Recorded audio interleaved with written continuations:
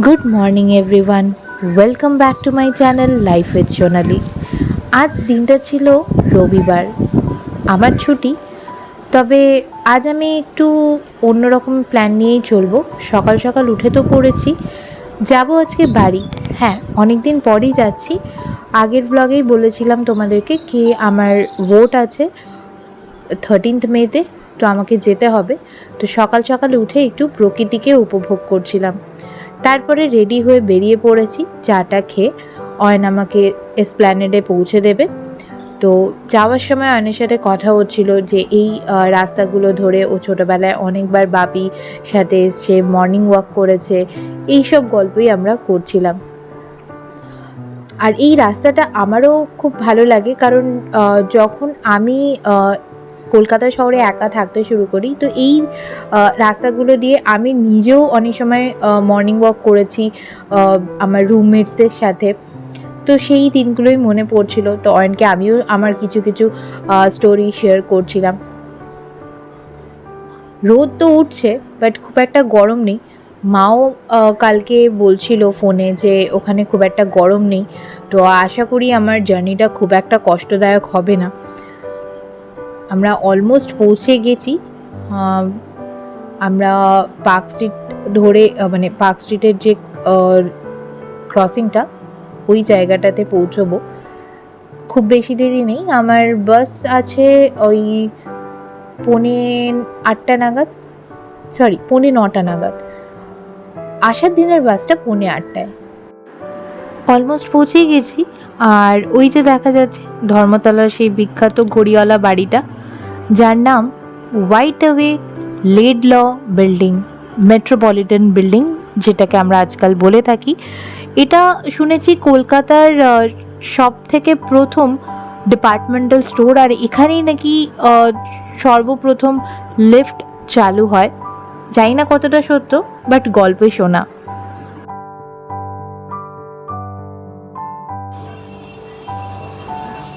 দুঃখ পাচ্ছ তুমি কেন?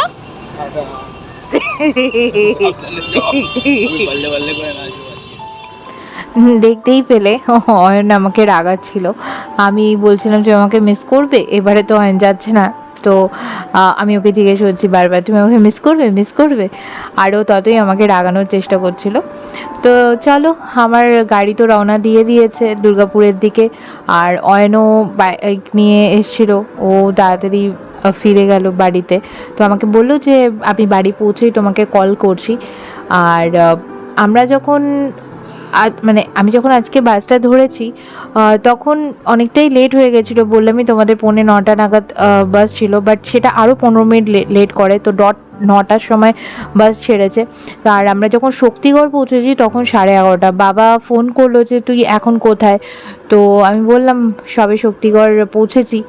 তো শক্তিগড়ের ল্যাংচা তো খুবই বিখ্যাত, যদিও আমি নামিনি, বিকজ মা বাবা সবারই সুগার, মামার সুগার, তাই আমি আর মিষ্টি নিইনি। কিছু নোনতা অলরেডি অয়ন দিয়ে দিয়েছিল, আর আমি আমার কাছেও কিছু খাবার ছিল, ড্রাই ফ্রুটস ছিল, অয়ন সেগুলো দিয়েছিল, কেক বিস্কিট, তো সেগুলোই আমি খেয়েছি। আর একটা চিপসের ছোট প্যাকেট নিয়েছিলাম, ব্যাস। আর মাকে বলে রেখেছিলাম একদম বাড়ি গিয়েই খাবার খাবো। তো আমি যখন সিটি সেন্টারে নামলাম তখন অলমোস্ট 1:45। তো আমি যদিও মাকে বলেছিলাম যে ঠিক আছে চলো বাসে করে চলে যাব ওখান থেকে, বাট আমি আর রিস্ক নিইনি। আমি একটা অটো বুক করে নিয়েছিলাম। তো আমি যাচ্ছি, আর এই রাস্তাগুলো দেখে পুরোনো দিনের কথা খুব মনে পড়ে, ছোটোবেলার কথা, স্কুল কলেজের কথা, বন্ধুদের কথা। এই রাস্তা দিয়ে অনেকবার সাইকেলে করে এসেছি বন্ধুদের সাথে সিটি সেন্টারে, কারো বার্থডে সেলিব্রেট করেছি, বন্ধুদের সাথে এমনি আড্ডা হয়েছে।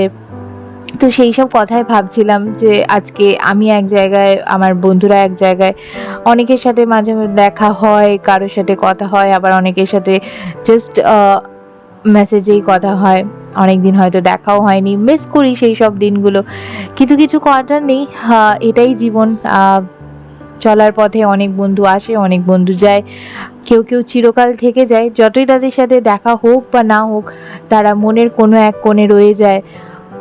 আর যখন আমরা মিস করি তখন মাঝে মাঝে আমরা কথা বলি।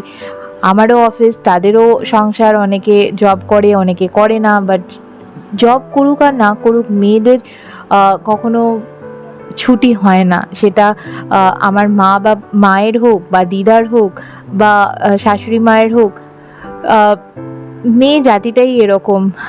আমি জানি না তোমরা কতটা রিলেট করতে পারবে, বাট যারা যেসব লেডিস আমার ব্লগ দেখছো বা মিনি ব্লগ দেখো, তারা রিলেট করতে পারবে। হাউসওয়াইফ মানে এখন আর হাউসওয়াইফ না, এবং এই টার্মটাকে আমরা নতুনভাবে শুনি, হোম মেকার। এক্স্যাক্টলি তাই।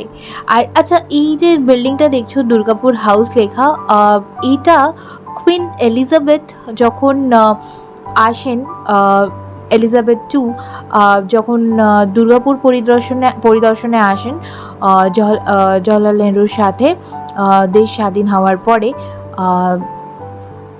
যখন আমাদের ডিএসপি মানে দুর্গাপুর স্টিল প্ল্যান্ট যখন হয়ে গেছে, অলরেডি তৈরি হয়ে গেছে, সেই সময় একবার তিনি ভিজিটে আসেন।